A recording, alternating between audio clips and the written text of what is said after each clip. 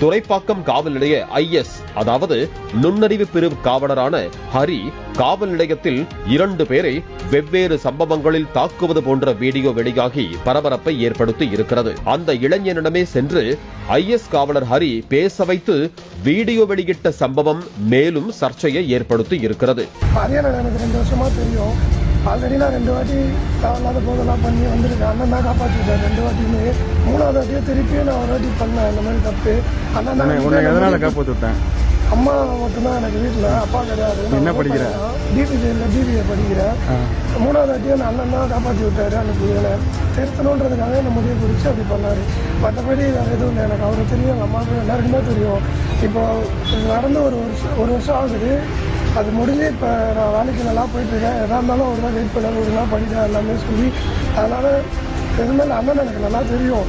அதனால் அவர் பாசத்தை நீ திருமணம் ஒழுங்காக இருந்தால் நான் கேட்டதை தவிர மற்ற எந்த இதுவும் இல்லை. நீங்க அடிச்சதுக்கு அப்புறம் வேற எவன் அடிச்சாலும் அதை தாங்கக்கூடிய ஒரு சக்தி வந்துருச்சுனா அந்த உடம்புல. அப்படி ஒரு அடிடாது.